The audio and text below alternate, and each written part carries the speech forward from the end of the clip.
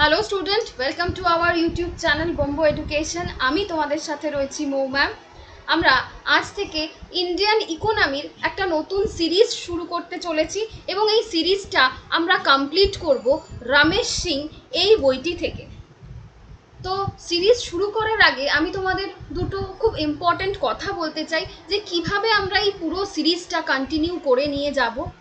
Number one, আমরা এই রমেশ সিং বইটা যেভাবে বাড়িতে পড়ি, মানে বইটা খুলে রাখি বা পিডিএফটা দেখি, এবং পিডিএফটা যেহেতু ইংলিশে থাকে তো ইংলিশগুলোকে দেখে দেখেই আমরা সেটার বাংলা মানে বুঝতে চেষ্টা করি।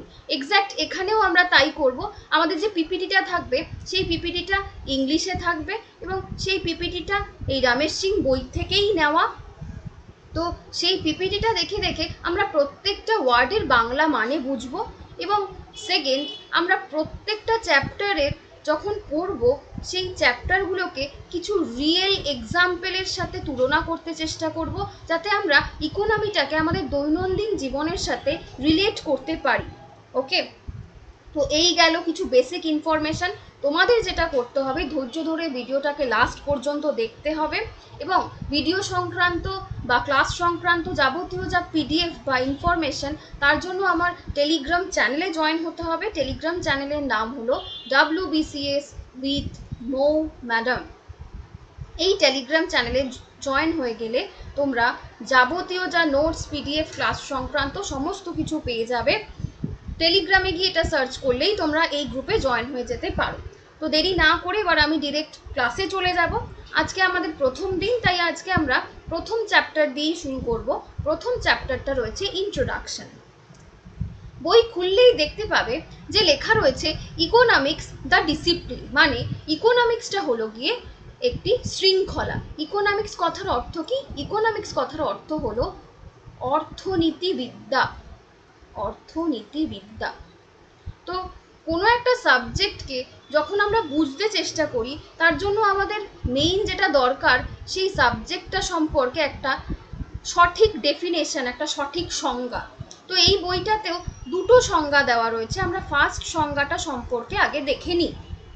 ফার্স্টেই আমাদের দেওয়া রয়েছে যে economics is a study of how societies use scarce resources to produce valuable commodities and distribute them among different people. তাহলে প্রথমেই আমরা এই সংজ্ঞাটি থেকে তিনটে জিনিস বুঝতে চেষ্টা করব। কি তিনটে জিনিস? যে আমাদের যে রিসোর্সেসগুলো রয়েছে, আমাদের পুরো পৃথিবীতে যে রিসোর্সেসগুলো রয়েছে, সেই রিসোর্সেসগুলো কিন্তু স্কেয়ার রিসোর্সেস। স্কেয়ার মানে কি?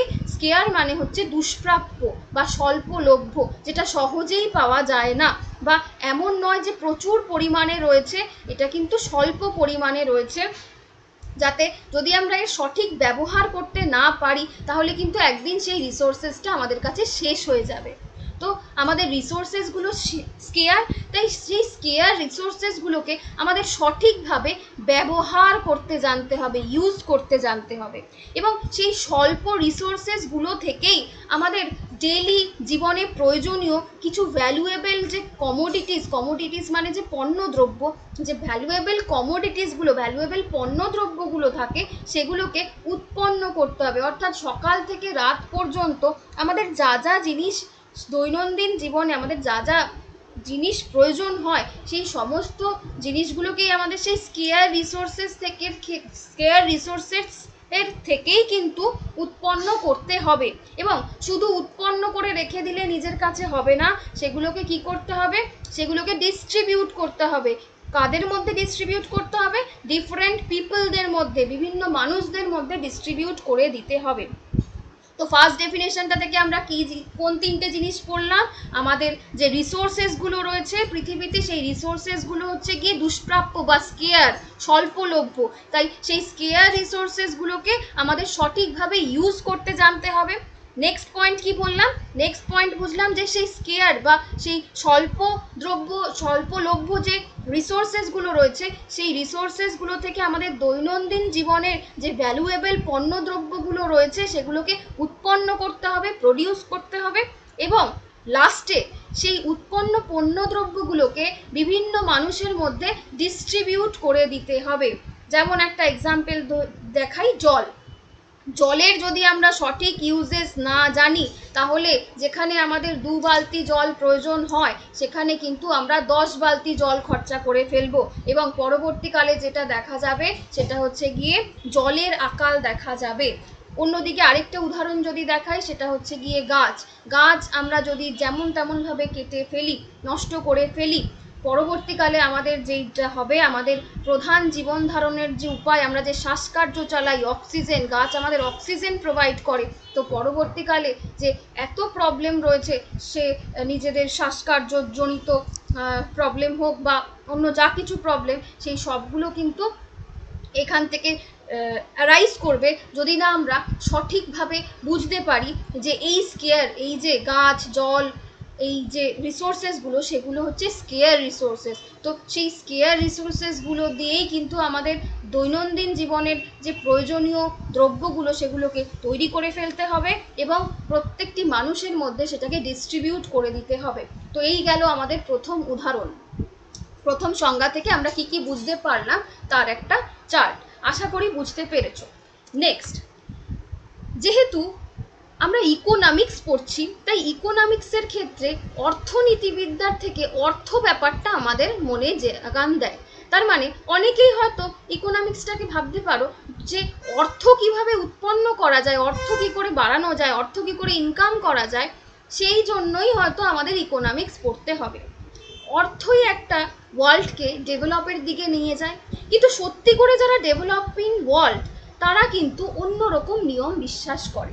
তারা বিশ্বাস করে যে একটা ওয়ার্ল্ডের ডেভেলপের পিছনে একটা রুল কাজ করে। কি রুল? রুলটার নাম হলো sweeping generation rule. Sweeping generation মানে কি?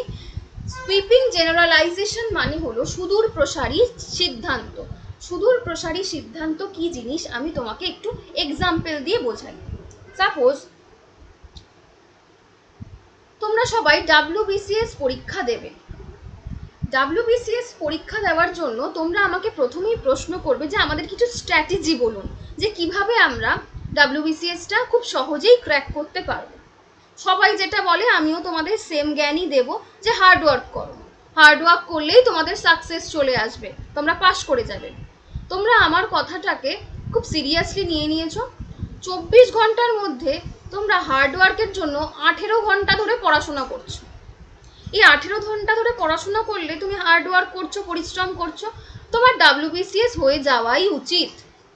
কিন্তু অনেকেই থাকবে এই 18 ঘন্টার জার্নিটা সহ্য করতে পারবে না। কি করবে? অসুস্থ হয়ে পড়বে, বাইরের পৃথিবীর সঙ্গে সম্পূর্ণ যোগাযোগ বিচ্ছিন্ন হয়ে যাবে, যার ফলে হতেই পারে যে যেদিন WBCS পরীক্ষা, সেই দিন সে এতটাই অসুস্থ হয়ে গেল, সে পরীক্ষাটাই দিতে যেতে পারলো না। অথবা এমনও হতে পারে যে তার মেন্টাল কোনো ডিসব্যালেন্স হয়ে গেল, মেন্টাল প্রবলেম হয়ে গেল, এই 18 ঘন্টার পরিশ্রমটা সে সহ্য করতে পারলো না। অনেকেই পারবে এবং পারা উচিত। WBCS এর হওয়ার জন্য হার্ডওয়ার্ক অবশ্যই করতে হবে। শুধু WBCS কেন, যে কোনো পরীক্ষার জন্য হার্ডওয়ার্ক আমাদের অবশ্যই করতে হবে। কিন্তু সেই হার্ডওয়ার্কের মধ্যে অনেকগুলোই ভাগ থাকে, যে হার্ডওয়ার্কের সাথে সাথে তোমাকে নিজের সম্পর্কেও যত্নবান হতে হবে। যে তুমি যদি অসুস্থ হয়ে পড়ো, তাহলে কিন্তু তুমি সেই যে সাকসেসটা রয়েছে, সেই সাকসেসটা পেলেও সেই সাকসেসের সত্যি করে এনজয় করতে পারবে না। তো হার্ডওয়ার্কটা অবশ্যই সাকসেসের একটা কি, কিন্তু এমন নয় যেটা অনলি ওয়ে, একমাত্র ওয়ে। তোমাকে সবগুলোকেই মেনটেন করতে হবে। তোমাকে যেমন নিজের সম্পর্কেও সচেতন থাকতে হবে, নিজের শরীর স্বাস্থ্য সম্পর্কেও সচেতন থাকতে হবে, সেরকম তোমার যে রিল্যাক্সেশন লাইফ, তোমার ফ্যামিলি লাইফ বা পার্সোনাল লাইফ, সেগুলো সম্পর্কেও তোমার যেমন রিল্যাক্স থাকতে হবে, উল্টো দিকে পড়াশোনার সম্পর্কেও তোমার হার্ডওয়ার্ক করতে হবে। এই তিনটে মিলিয়ে তোমার সাকসেস আসতে পারে, যে কোনো একটা নিয়ে তোমার সাকসেস নয়। তারপর আরেকটা এক্সাম্পল দেখাচ্ছি। ধরো গভর্নমেন্ট কোনো পলিসি আনলো, সেই পলিসি দিয়ে যে কোনো একটা ওয়ার্ল্ডকে, ধরো USA কেও দিয়েছে এবং ইন্ডিয়াকেও দিয়েছে। তো সেই পলিসিতে দেখা গেল USA খুব ভালো র্যাঙ্ক করে ফেলেছে, USA সেটাকে সাকসেসফুল লঞ্চ করে ফেলেছে, কিন্তু ইন্ডিয়া সেটাকে পারেনি। কিন্তু সেই পলিসিটা তো সবার জন্যই ভালো ছিল, US এর জন্যও ভালো ছিল, ইন্ডিয়ার জন্যও ভালো ছিল। তো আমরা একটা যেটা করতে পারি, আমরা একটা জেনারেল রুল, জেনারেল প্ল্যান সবাইকে দিয়ে দিতে পারি যে হ্যাঁ এটা ভালো, এটা সবার জন্য ভালো এবং এটা হবেই ভালো। তো এটার মানে এটা নয় যে একমাত্র সেইটাকেই যদি আমি 100% ফলো করি তবেই আমরা আলটিমেট সাকসেস পাবো। সেই 100% ব্যাপারটা আমরা কোনো জায়গায় গ্যারেন্টি দিতে পারি না। আমরা যেটা গ্যারেন্টি দিতে পারি যে এটা হচ্ছে কি একটা জেনারেল রুল। অবশ্যই যেমন আমাদের মাধ্যমিক পরীক্ষা দিতে গেলে তার আগের ক্লাসগুলো পড়ে আসতে হবে, সেটাই সেরকমই এটা একটা জেনারেল রুল। এইটাকে স্কিপ করে আমরা কখনোই সাকসেস পেতে পারি না। তুমি কখনোই ক্লাস 1-এর পর লাভ দিয়ে ক্লাস 12-এ চলে যেতে পারো না। মাঝখানের যে 10টা বা 11টা ক্লাস রয়েছে সেটা তোমাকে পড়ে আসতেই হবে। সেরকমই কখনোই আমরা এই জেনারেল রুলটাকে স্কিপ করে যেতে পারি না। এটা আমাদের সুইপিং জেনারেলাইজেশন, সুদূর প্রসারী একটা সিদ্ধান্ত। তো ইকোনমিক স্টাডি করলে আমরা কি কি বুঝতে পারবো? ইকোনমিক স্টাডি করলে আমরা বুঝতে পারবো কোনো একটা কান্ট্রি, কোনো একটা দেশের পভার্টি বা দারিদ্রতা সীমা কেমন, সেই দেশের বেকারত্ব সংখ্যা, কতজন বেকার লোকজন রয়েছে, কতজন আনএমপ্লয়েড রয়েছে, হিউম্যান ডেভেলপমেন্ট সম্পর্কে, শেয়ার এবং ডিবেঞ্চার। ডিবেঞ্চার মানে হচ্ছে কি ঋণপত্র, অর্থাৎ সেই দেশের মানুষজন যখন ঋণ নেবে, লোন নেবে, সেইটার সাথে কিভাবে ডিল করবে, অথবা সেই দেশ লোনে কতটা ডুবে রয়েছে, সেই দেশের ব্যাংকিং নর্মস, বিভিন্ন ব্যাংকিং ব্যবস্থা সম্পর্কে আমরা জানতে পারি এবং ই কমার্স সম্পর্কেও আমরা জানতে পারি। নেক্সট আমাদের সেকেন্ড যেই ডেফিনেশনটা রয়েছে এটা হচ্ছে সেকেন্ড ডেফিনেশন। সেকেন্ড ডেফিনেশনটা থেকে আমাদের কি বলা রয়েছে? সেকেন্ড ডেফিনেশনে আমাদের বলা রয়েছে economics studies how individual, firms, government and other organization within our society make choices and how these choices determine a society use of its resources। অর্থাৎ আমাদের যে রিসোর্সেসগুলো রয়েছে, যে রিসোর্সেসগুলো আমরা ইউজ করব, সোসাইটি সেই রিসোর্সেসগুলোকে কিভাবে ব্যবহার করবে। অর্থাৎ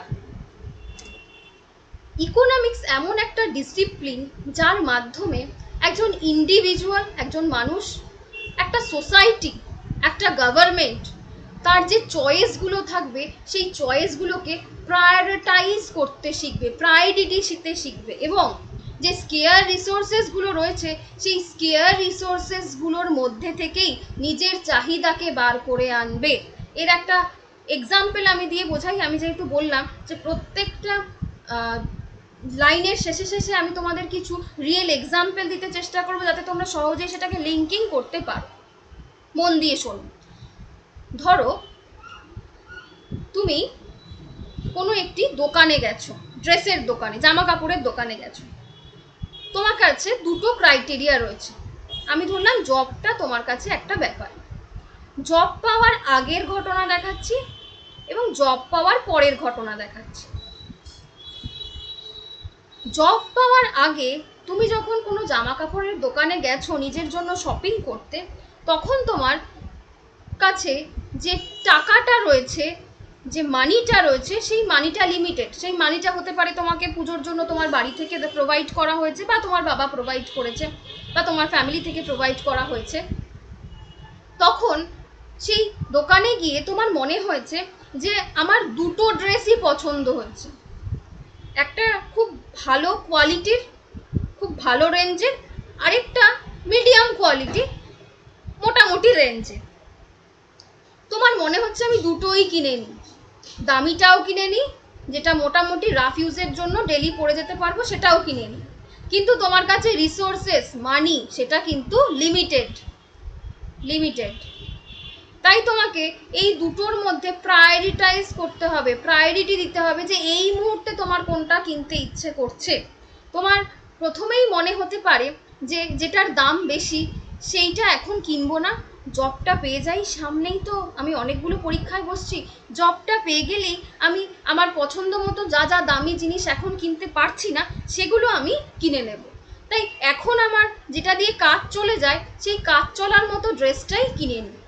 এটা গেল তোমার জব পাওয়ার আগের চিন্তা ভাবনা। তো এখানেও তুমি কি করলে, তোমার যে স্বল্প রিসোর্সেসটা ছিল, যে লিমিটেড মানি, লিমিটেড টাকাটা ছিল যেটা তোমার বাড়ি থেকে প্রোভাইড করা হয়েছে, তার মধ্যে তুমি দুটো ড্রেসের মধ্যে প্রায়োরিটি দিলে যেটা এই মুহূর্তে তোমার কাছে তুমি কিনতে পারবে, সেই টাকার মধ্যে যেটা অ্যাভেলেবেল সেইটাকে তুমি প্রায়োরিটি দিয়ে কিনে নিলে। এবং কি চিন্তা করলে, যেটার দাম বেশি, যেটা হাই প্রাইস, সেইটা তুমি জব পেয়ে তারপরেই কিনে নিতে পারবে, চাকরি পেলেই তুমি সেই জিনিসটা কিনে নিতে পারবে। এবার আমি আসি জব পাওয়ার পরের ঘটনায়। জব পেয়ে গেছো, প্রথম স্যালারি দিয়ে তুমি আবার সেই সেম দোকানেই গেছো জামা কাপড় কিনতে। তখন তোমার প্রায়োরিটি কিন্তু অবশ্যই হয়ে যাবে যে আমি তো নিজের জন্য অনেক কিনে নেব পরে, আগে আমি ফ্যামিলির জন্য কিছু কিনি, ফ্যামিলির জন্য মার জন্য একটা নতুন শাড়ি কিনে নিয়ে যাই, আমি বাবার জন্য একটা নতুন ড্রেস কিনে নিয়ে যাই, আমি ভাই বোনদের জন্য কিছু ড্রেস কিনে নিয়ে যাই। তখন কিন্তু একবারও তোমার মনে হবে না যে না, আমি নিজের জন্যই প্রচুর আগে শপিং করে নিই, ফ্যামিলির জন্য পরে করবো। তো এই তখন জব পাওয়ার পরের ঘটনাতেও কিন্তু তুমি প্রায়োরিটি দিচ্ছ। কি প্রায়োরিটি দিচ্ছ? যে আগে আমি ফ্যামিলির জন্য জিনিসপত্র কিনে নিই, নিজের জন্য কেনার তো অনেক সময় পাবো। তো এখানে আমি এটাই বোঝাতে চাইছি যে আমাদের পুরো আর্থে যে রিসোর্সেসগুলো রয়েছে, আমরা ফার্স্ট ডেফিনেশন থেকে পড়লাম, সেই রিসোর্সেসগুলো হচ্ছে গিয়ে স্কেয়ার রিসোর্সেস, দুষ্প্রাপ্য রিসোর্সেস, লিমিটেড রিসোর্সেস। সেই রিসোর্সগুলোকে আমাদের প্রত্যেকের, সে কোনো ইন্ডিভিজুয়াল হোক, কোনো সোসাইটি হোক, কোনো গভর্নমেন্ট হোক, সেই সমস্ত মানুষগুলোকেই তার চয়েসটা, তার যে চাহিদাটা, সেই চাহিদাটাকে প্রত্যেকটা জায়গায় প্রায়োরিটি করে দিতে হয়, প্রায়োরিটাইজ করে দিতে হয়। এবং সেই প্রায়োরিটির মধ্যেই তার চয়েসের থেকে যে চাহিদাগুলো রয়েছে, সেই চাহিদাগুলোকে বের করে আনতে হয়। পুজোর সময় তোমার জামা কাপড় কিনতেই হবে, কিন্তু এই পূজার সময় যে জামা কাপড়গুলো তুমি কিনছো, সেই জামা কাপড়গুলোর মধ্যে তুমি প্রায়োরিটি দিচ্ছ তুমি কম দামের জিনিস কিনবে, লো বাজেটের জিনিস কিনবে, না হাই বাজেটের জিনিস কিনবে, এই দুটোকে তোমার প্রায়োরিটি দিতে হবে। সেরকম গভর্নমেন্টও তাই, সোসাইটিও তাই, সব ক্ষেত্রেই সে নির্দিষ্ট সময় বুঝে তার যে ক্রাইটেরিয়াগুলো রয়েছে, সেই ক্রাইটেরিয়াগুলোকে প্রায়োরিটাইজ করে নেয়। ওকে, নেক্সট আমরা কেন ইকোনমিক্স আমাদের পড়তে হবে, why economics to study, economics কেন আমাদের পড়তে হয়। আমাদের হিউম্যানদের যে চাহিদা, সেই চাহিদার কিন্তু কোনো লিমিট নেই। আমাদের প্রত্যেকটা সময় মনে হয় যে এর থেকে বেটার কেন আমরা পাচ্ছি না। প্রথমেই মনে হচ্ছিল যে ইকোনমি যদি আমাদের একটা বাংলার কোনো চ্যানেল হতো, আমরা ইকোনমিটা পড়ে নিতে পারতাম। বাংলার চ্যানেলে যখন তোমাকে ইকোনমি পড়ানো হতো, তখন তোমার মনে হবে যে স্লাইডগুলো কেন ইংলিশে, স্লাইডগুলো কেন বাংলায় নেই। স্লাইডগুলো সাপোজ ধরো যদি বাংলায় থেকে যায়, তার পর মুহূর্তেই তোমার মনে হবে যে বড্ড কঠিন করে বাংলাগুলো দেওয়া রয়েছে, আরেকটু সোজা কিছু পেলে ভালো হতো। তো তোমার এই ব্যাপারটা চলতেই থাকবে, যতই তোমাকে, যেমন একটা খুব কমন কথা রয়েছে না, খেতে দিলে শুতে চায়, খেতে দিলে শুতে চায়। তো এই যে ব্যাপারটা, এই ব্যাপারটা যে মানুষ কখনো কোনো কিছুতেই তার চাহিদার শেষ থাকে না, তো চাহিদা থাকতেই থাকে, যে তার চাহিদার কোনো লিমিট নেই। এবং একটু আগেই আমরা বুঝলাম যে আমাদের রিসোর্সেস কিন্তু লিমিটেড, প্রচুর পরিমাণে রিসোর্সেস নেই। তাই আমাদের যে নিডটা, আমাদের যে চাহিদাটা রয়েছে, সেই চাহিদাটাকে আমাদের চয়েসে পরিণত করতে হয়। মানে তোমাকে চয়েস করতে হবে যে এই মুহূর্তে তোমার কোনটা চাই। তুমি সাপোজ, আমি এখানে আরেকটা উদাহরণও দিয়েছিলাম, দেখো ফুডটা নিয়ে একটু এখানে বলি। যে সাপোজ তুমি ধরো কলেজে যাওয়ার আগে তুমি খেয়ে যাওনি, পড়তে যাবে, কলেজে যাওয়ার আগে তোমার মনে হচ্ছে খুব খিদে পেয়েছে, তুমি কিন্তু রাস্তার দোকান থেকে খুব সস্তার কিছু খাবার খেয়ে নেবে। তোমার কিন্তু একবারও মনে হবে না যে আমি রেস্টুরেন্টে গিয়ে ভালো মন্দ কিছু খেয়ে নিই। কিন্তু সবাই মিলে যখন অনেক বন্ধু বান্ধব জোগাড় করতে পারবে, তখন প্রত্যেকে যখন কিছু কিছু করে কন্ট্রিবিউট করবে, তখন কিন্তু তোমার মনে হবে না একদিন রেস্টুরেন্টে খাওয়াই যায়। তো এমন নয় যে যখন তুমি কলেজে যাচ্ছ তোমার প্রচণ্ড খিদে পেয়েছে, তোমার রেস্টুরেন্টে গিয়ে ভালো খাবার খেতে ইচ্ছে করছে না, ইচ্ছে করছে, কিন্তু তোমার কাছে রিসোর্সেস, টাকা কিন্তু লিমিটেড। তাই রিসোর্সটা তোমার কাছে যখন যেই মুহূর্তে অ্যাভেলেবেল হবে, তখনই কিন্তু তোমার চয়েসটাকে তুমি প্রায়োরিটাইজ করবে যে খেতে তোমাকে হবেই, এটা তোমার নিড, এটা তোমার চাহিদা। নিড তোমার সব সময় থাকবে, কিন্তু সেই নিডটাকে তোমাকে প্রায়োরিটি দিতে হবে। কিভাবে প্রায়োরিটি দেবে? যে আমার রিসোর্সের ভিত্তিতে, কী রকম রিসোর্স আমার কাছে রয়েছে সেই রিসোর্সের ভিত্তিতে আমরা আমাদের চাহিদাটাকে প্রায়োরিটি দেব। তাই আমাদের সেকেন্ড পয়েন্টেই বললাম, আমাদের নিডটাকে প্রায়োরিটি দিতে হবে, এবং কিছু কিছু নিড আমাদের প্রত্যেকের জীবনে থেকেই যায়, কিছু কিছু চাহিদা আমাদের প্রত্যেকের জীবনে থেকেই যায়, যেটা কোনো দিন ফুলফিল হয় না। আমাদের হয়তো হতেই পারে অনেকের চাহিদা রয়েছে যে আমি একদিন ওয়ার্ল্ড ট্যুরে যাব, আমি একদিন বিদেশে থাকবো। তো এই চাহিদাগুলো অনেকেরই হতে পারে, অনেকেরই পূরণ হয়, আবার অনেকেরই পূরণ হয় না। তো সেই চাহিদাগুলো আমাদের থেকেই যায়, কোনো দিন পূরণ হয় না। তো আমরা মা কাকিমাদের মুখে শুনেই থাকি, যদি তোদের সময় আমি এই টাইমটা পেতে পারতাম পড়াশোনা করার, দেখতি কেমন কাঁপিয়ে দিতাম, এরকম একটা কথা আমরা খুব শুনে থাকি। তো তাদের যে সেই ইচ্ছেটা, তাদের যে সেই চাহিদাটা, সেটা কিন্তু আর কোনোদিন ফুলফিল হওয়ার চান্সেস নেই। তো সাম নিডস নেভার গেট ফুলফিল। তো এখান থেকে আমরা যেটা বুঝতে পারি, আমরা কিছু ইকোনমিক অ্যাক্টিভিটিস বুঝতে পারি। কি অ্যাক্টিভিটি? ম্যানকাইন্ডের, মানুষের ওপর ভিত্তি করে সেই অ্যাক্টিভিটিসগুলো বুঝতে পারি যে এই যে প্রায়োরিটিটা আমরা দেবো, সেই প্রায়োরিটিটা আমরা কিসের ভিত্তিতে দেব? প্রফিটের ভিত্তিতে দেব, লসের ভিত্তিতে দেব, অকুপেশনের ভিত্তিতে দেব, এবং এমপ্লয়মেন্টের ভিত্তিতে দেব। যেমন ধরো তুমি দুটো ড্রেস কিনতে গেছো, সেই দুটো ড্রেসের মধ্যে তোমার দুটো ড্রেস, 1 নম্বর ড্রেসটাও খুব পছন্দ, 2 নম্বর ড্রেসটাও খুব পছন্দ। তখন যখন তুমি প্রায়োরিটি দেবে কোনটা আমি নেব, তখন কিন্তু তোমার এই ব্যাপারগুলো মাথায় আসতে হবে যে কোনটা কিনলে আমার প্রফিট হবে, কোনটা কিনলে আমার লস হবে। সাপোজ তুমি জুতো কিনতে গেছো, জুতোর একটা ডিজাইন খুব ভালো লেগেছে, কিন্তু তোমার মনে হচ্ছে এটা টেকসই হবে না। এবার ধরো নাম্বার 1টা ডিজাইনটা খুব ভালো কিন্তু টেকসই হবে না, নাম্বার 2টা ডিজাইনটা অতটা ভালো না কিন্তু খুব টেকসই হবে। তো যেটা কিনলে তোমার প্রফিট হবে তুমি কিন্তু নাম্বার 2 এই জুতোটাই কিনবে। লস যেখানে হবে না, তুমি নাম্বার 2তে দেখছো আমার লসের প্রবাবিলিটিটা কম। অকুপেশন, তুমি কি চাকরি করছো সেটার ওপর ভিত্তি করে, তুমি খুব খুব কম ইনকামের একটা চাকরি করছো, তোমার কিন্তু পক্ষে সম্ভব না কোনো ব্র্যান্ডিং জিনিসপত্র কেনা।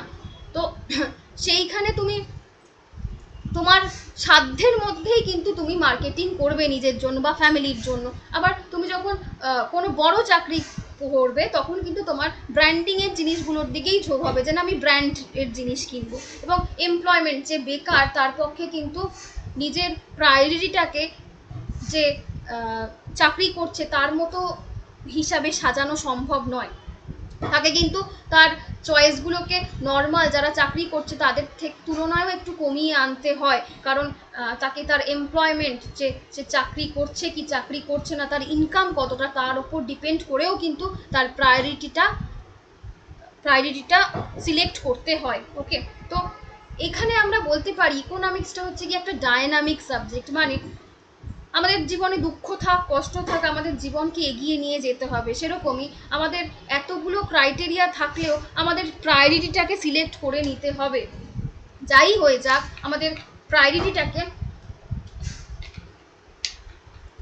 সিলেক্ট করে নিতে হবে। তো যখন আমরা কোনো কিছুকে প্রগতিশীল হিসাবে দেখতে চাইবো, তখনই আমরা সেই সাবজেক্টটাকে বলি ডায়নামিক সাবজেক্ট, প্রগতিশীল সাবজেক্ট। যে যাই বাধা বিপত্তি আসুক না কেন আমাদের যে কোনোভাবে হোক এগিয়ে নিয়ে যেতে হবে, ঠিক আমাদের জীবনের মতো। যে দুঃখ কষ্ট ফেলিয়ার যাই আসুক না কেন আমাদের জীবনটাকে এগিয়ে নিয়ে যেতে হবে। নেক্সট এবার আসি, তোমরা ইকোনমিক্স এবং ইকোনমি এই দুটোর মধ্যে খুব গুলিয়ে ফেলো। আমরা ইকোনমিক্সকেও ইকোনমি বলি, ইকোনমিকেও ইকোনমিক্স বলি, দুটোকেই গুলিয়ে ফেলি। তো এখানে আমরা দেখতে চেষ্টা করি দুটোর ইন্ডিভিজুয়াল টার্মের মানে কি। ইকোনমিক্স মানে হচ্ছে গিয়ে অর্থনীতিবিদ্যা, আর ইকোনমি মানে হচ্ছে গিয়ে অর্থনীতি। ইকোনমিক্স মানে কি? ইকোনমিক্স মানে হচ্ছে গিয়ে, ইকোনমিক্সটা আসে কিছু থিওরি থেকে। সেই থিওরিটা মার্কেট এবং এমপ্লয়মেন্টের থিওরির ওপর বেস করে হয়, কিন্তু ইকোনমিটা আসে তার রিয়েল পিকচারের ওপর। আমি তোমাকে একটা এক্সাম্পল দিয়ে বোঝাই। যখন 11-12-এ আমরা ইকোনমিক্স নিয়েছিলাম তখন কিন্তু আমরা বলিনি ইকোনমি নিচ্ছি, আমরা বলেছিলাম ইকোনমিক্স নিচ্ছি, কারণ সেখানে আমরা থিওরি পার্টটা পড়বো, ঠিক আছে, ইকোনমিক্স নিচ্ছি। কিন্তু যখন আমরা কম্পিটিটিভের জন্য এই সাবজেক্টটাকে পড়বো তখন কিন্তু আমরা ইকোনমিক্স বলি না, তখন আমরা বলি যে আমরা ইকোনমি পড়বো।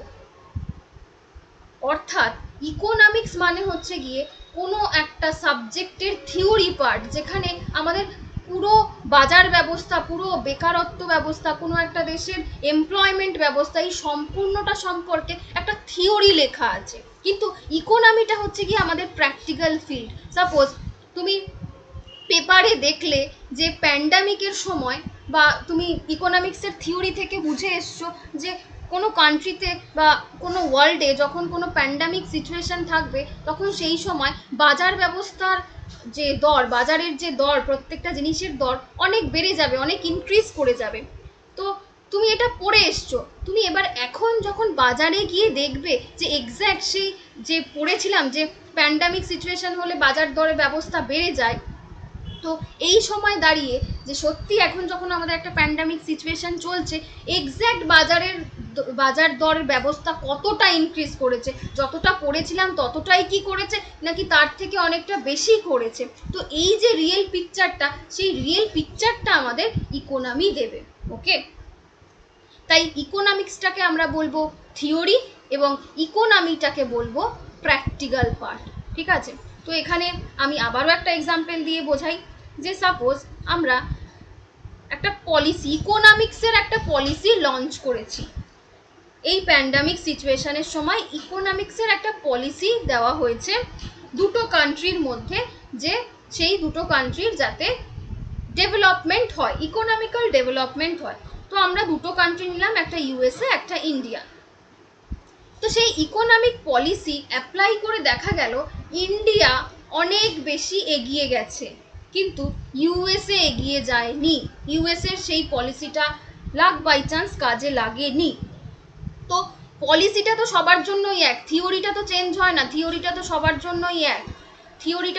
জন্যই এক, সেটা ইন্ডিয়ার ক্ষেত্রেও যা, ইউএসএর ক্ষেত্রেও তা। কিন্তু রিয়েল পিকচার অনুযায়ী দেখা গেল যে ইন্ডিয়ার ইকোনমিক সিস্টেমটা অনেক হাই হয়ে গেল, অনেক ইমপ্রুভ করে গেল, কিন্তু সেই পলিসি অ্যাপ্লাই করে ইউএসএর যে ইকোনমিটা রয়েছে সেই ইকোনমিটা অতটা ইনক্রিজ করলো না। তো এই গেল ইকোনমিক্স এবং ইকোনমির মধ্যে পার্থক্য। স্টুডেন্টদের ক্ষেত্রে বোঝাই, ধরো দুজনেই WBCS ক্যান্ডিডেট, এরকম অনেক ক্যান্ডিডেট রয়েছে যারা আজকে থেকেই পড়াশোনা শুরু করবে বা পড়াশোনা শুরু করবে বলে ভাবছো, এবং অন্য আরেক স্টুডেন্ট রয়েছে যে 2 বছর ধরে WBCS এর জন্য ডেডিকেটেডভাবে পড়াশোনা করে যাচ্ছ। তো দুজনের ক্ষেত্রেই আমি একটা স্ট্র্যাটেজি দিলাম যে পড়াশোনা করতে থাকো, পরিশ্রম করতে থাকো, তাহলেই তুমি সাকসেস পাবে। তো তার জন্য আমি যে প্ল্যানটা দিলাম, 2 বছর ধরে আমি যে পড়াশোনা করছে তার ক্ষেত্রে সেই প্ল্যানটা যতটা অ্যাকসেপ্টেড, 2 মাস ধরে যে পড়াশোনা করছে তার ক্ষেত্রে ততটা অ্যাকসেপ্টেড নয়। 2 বছর ধরে যে পড়াশোনা করছে সে জেনে গেছে যে এবার তাকে কি কি পড়তে হবে, সে সমস্ত সাবজেক্ট সম্পর্কে বেসিক আইডিয়াটা তার চলে এসছে, কিন্তু 2 মাস ধরে যে পড়ছে তার সম্পর্কে সেই আইডিয়াটাই আসেনি। তাই দুজনের ক্ষেত্রে সেম ফল হবে না, দুজনেই WBCS এক্সামে সেম র্যাঙ্ক করবে না, সেম নাম্বার পাবে না।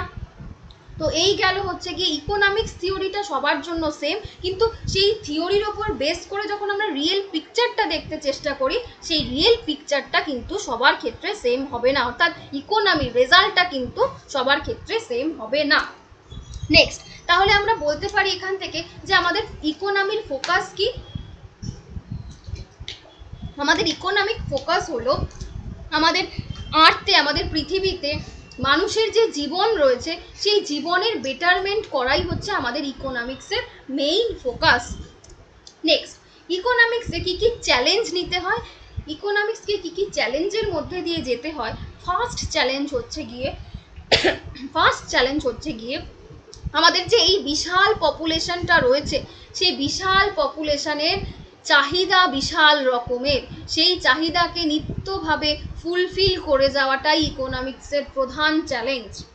এখানে আমি তোমাদের আরেকটা ব্যাপার বলি, সেকেন্ড চ্যালেঞ্জ কি? সেকেন্ড চ্যালেঞ্জ হচ্ছে গিয়ে আমাদের পপুলেশনের নিড অনুযায়ী আমাদের প্রচুর গুডস অ্যান্ড সার্ভিস, প্রচুর জিনিসপত্র এবং সার্ভিস প্রোভাইড করতে হয়। তাই এক সেট সার্ভিস প্রোভাইড করার সাথে সাথেই পপুলেশনের মধ্যে কিন্তু আরেক সেট সার্ভিস চলে আসতে শুরু করে। যেমন ধরো ফোনের একটা এক্সাম্পল দিয়েছি। ধরো আগে আমরা যে ফোনগুলো ইউজ করতাম, সেই ফোনে যদি ছবি তোলা যেত, ক্যামেরা সেট করা থাকতো, সেটাই আমাদের কাছে একটা বিশাল ব্যাপার ছিল। যদি ফোনে একটা ক্যামেরা থাকতো তাহলে আর ক্যামেরার প্রয়োজন হতো না। তো প্রথম ক্ষেত্রে পপুলেশনের এটাই মনে হতে শুরু করলো, যদি ফোনের মধ্যে আমার একটা ক্যামেরা সেট করা থাকতো কি ভালোই না হতো। পরবর্তীকালে ফোনে যখন সত্যি করে ক্যামেরা চলে এলো, এই পপুলেশনের এই চাহিদাটা পূরণ হতে শুরু করলো, পরবর্তীকালে পরের পপুলেশন কি বলতে শুরু করলো যে একটা ক্যামেরা দিয়ে কি করে ছবি তুলবো, 2-3টে না হলে হবে না। তো এখন যখন 2-3টে ক্যামেরা চলে এসছে, মনে হচ্ছে তাও হচ্ছে না, আরো কিছু ক্যামেরা আসলে ভালো হয়। তো এখন আমরা নতুন যে ফোনগুলো আসছে সেগুলো দেখেছি যে একটা ক্যামেরা নয়, অনেকগুলো ক্যামেরা, একসাথে 2-3টে ক্যামেরা সেট করা রয়েছে। অনেকের ক্ষেত্রে এখন যেই ফোনগুলো আসছে সেগুলো আমি দেখেছি 4টে ক্যামেরাও সেট করা রয়েছে। কিন্তু একটা সময় আমাদের মনে হতো ফোনে যদি একটা ক্যামেরাই থাকতো বিশাল ব্যাপার, কিন্তু যত দিন যাচ্ছে একটা সেট পপুলেশনের চাহিদা পূরণ করতে করতেই অন্য আরেকটা সেট পপুলেশনের আরেকটা চাহিদা তৈরি হয়ে যাচ্ছে যে কেন ক্যামেরা থাকবে, আরও কেন ক্যামেরা থাকবে না, একটা ফিচার্স কেন থাকবে, অন্য আরও ফিচার্স কেন থাকবে না। তো এই যে চাহিদাগুলো, এই চাহিদাগুলোকে দৈনন্দিন ফেস করাটাই হচ্ছে কি ইকোনমির একটা বড় চ্যালেঞ্জ। 3 নম্বর চ্যালেঞ্জের মধ্যে কি বলছে, 3 নম্বর চ্যালেঞ্জের মধ্যে বলছে আমাদের যে গুডস এবং সার্ভিসটা রয়েছে, সেই সার্ভিসের যেন আমাদের অ্যাভেলেবিলিটি থাকে। সাপোজ ধরো আমাদের যারা ওয়ার্কিং, যাদের মনে হলো যে রান্না করতে ভালো লাগছে না, তাদের কুকিং দিয়ে বলছি, রান্না করতে ভালো লাগছে না, তখন তাদের মনে হলো যে যদি আমরা রেস্টুরেন্টে চলে যাই তাহলে সেদিন আর রান্না করতে হবে না। এখন মনে হচ্ছে রেস্টুরেন্টেও কেন যাব, রেস্টুরেন্টে যেতেও তো অনেকটা কষ্ট করতে হবে, তো আমায় যদি কেউ বাড়ি অবধি খাবারটা পৌঁছে দিয়ে যেত। তার জন্যই কিন্তু সুইগি বা জোম্যাটো এই সার্ভিসগুলো অ্যাভেলেবেল রয়েছে। সুইগি বা জোম্যাটো সার্ভিস, যদি এইটাকে মানুষরা অ্যাকসেপ্ট না করতো, সেই গুডস এবং সার্ভিসের যদি অ্যাভেলেবিলিটিটা না থাকতো, তাহলে কিন্তু এই সার্ভিসটা স্টার্ট হতো না। তো পপুলেশনে এই সার্ভিসটাকে অ্যাকসেপ্ট করেছে মানে এই সার্ভিসটাকে অ্যাভেলেবেল করতেই হবে। এখন কিন্তু আমাদের অনেকেরই মনে হয় যে বাড়িতে রান্না করব না, সুইগি বা জোম্যাটোতে অর্ডার দিয়ে দিই। তো এই ব্যাপারটা ইকোনমির চ্যালেঞ্জের মধ্যে অন্যতম।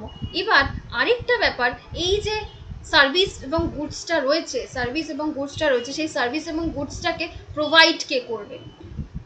আমরা আগে বাজারে গিয়ে আমাদের মুদির যে জিনিসপত্রগুলো রয়েছে, গ্রসারি যেগুলো রয়েছে, সেই গ্রসারিগুলো আগে আমরা দোকানে গিয়ে লাইন দিয়ে, একটাই মুদি দোকান থাকতো সেখানে লাইন দিয়ে কিনতাম। পরের দিকে আমরা মনে হলো যে এই সমস্ত বাজারে ঘুরে না ঘুরে বিগ বাজার বলে এমন একটা জায়গা থাকবে যেখানে আমরা সমস্ত প্রোডাক্ট একবারই পেয়ে যাব। পরের দিকে আবার ইচ্ছে হলো যে অত দূরও আমরা কষ্ট করে যেতে পারবো না, আমরা অনলাইনে অর্ডার করবো, আমরা বাড়িতে যেন আমাদের গ্রসারি প্রোডাক্টগুলো বা যাই হোক বাড়িতে অবধি আমাদের পৌঁছে দিয়ে যায়। তো এই যে সার্ভিসটা যে নেটওয়ার্কটা প্রোভাইড করছে, সেই নেটওয়ার্কটাকে প্রোভাইড করাও কিন্তু ইকোনমির আরেকটা চ্যালেঞ্জের মধ্যে পড়ছে। তো এবার আমরা দেখি যে এই যে সাপ্লাই, যে সার্ভিস এবং গুডসগুলো আমরা দেখছি অ্যাভেলেবিলিটিটা, সেইটা কোন কোন ডিস্ট্রিবিউশন নেটওয়ার্ক সেটাকে সাপ্লাই করবে। 3টে ডিস্ট্রিবিউশন নেটওয়ার্ক সাপ্লাই করতে পারে। এক হচ্ছে স্টেট, সেকেন্ড হচ্ছে মার্কেট এবং থার্ড হচ্ছে স্টেট মার্কেট মিক্স। তো এক এক করে দেখে নিই কি কি বলতে চাইছে। ফার্স্ট হচ্ছে স্টেট মানেই হচ্ছে গিয়ে সেখানে রেসপন্সিবিলিটিটা কে নেবে, রেসপন্সিবিলিটিটা নেবে হচ্ছে গভর্নমেন্ট। ওকে, তো গভর্নমেন্ট রেসপন্সিবিলিটিটা নেবে যে কিভাবে গুডস এবং সার্ভিসগুলোকে প্রোভাইড করা হবে এবং আমাদের যে বিশাল পপুলেশন, সেই পপুলেশনের ডিমান্ডটাকে অ্যাকসেপ্ট করা হবে এবং সেই ডিমান্ডের জন্য যে কাস্টমার বা সিটিজেন রয়েছে, সেই সিটিজেনের সেই ডিমান্ডটা ফুলফিলের জন্য কোনো রকম পেমেন্ট করতে হবে না, তাকে কোনো রকম পেমেন্ট করতে হবে না। সাপোজ আমি ধরলাম যে আমাদের ডিজিটাল যে কার্ড হচ্ছে আধার কার্ড, যেটা সেই ডিজিটাল কার্ডটা আমাদের সার্ভিসটা প্রোভাইড করেছে কে, সার্ভিসটা প্রোভাইড করেছে স্টেট গভর্নমেন্ট।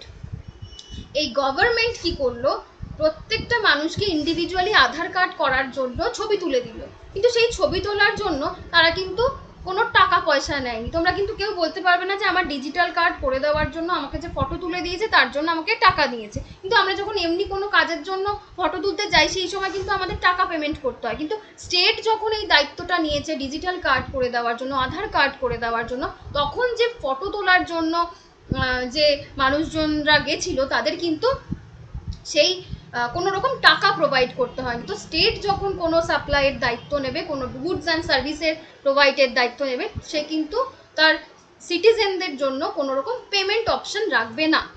নেক্সট, মার্কেটে কিন্তু প্রাইস মেকানিজম অ্যাড হবে। এখানে কিন্তু দাম ব্যাপারটা, প্রাইসের ব্যাপারটা অ্যাড হবে। তো প্রাইভেট সেক্টর যখন কোনো প্রাইস মেকানিজম অ্যাড করবে গুডস এবং সার্ভিস প্রোভাইড করার জন্য, তখন কিন্তু সেটা পাবলিকদের ডিমান্ড অনুযায়ী তারা সেটা ফুলফিল করবে। যেমন ধরো 10 টাকা কোনো জলের বোতলের দাম, কিন্তু যদি কোনো জায়গায় দেখি আমরা 100 টাকা, আমরা কিন্তু সেইটা কিনবো না সেই জায়গা থেকে। তো পাবলিক চাইছে 10 টাকার বদলে সেটাকে খুব ইম্পর্টেন্ট কোনো প্যান্ডামিক হলে পরে 15 টাকা বা 20 টাকা অবধি ইনক্রিজ করতে পারি, কিন্তু কখনোই সেটাকে 100 টাকা ইনক্রিজ করতে পারি না।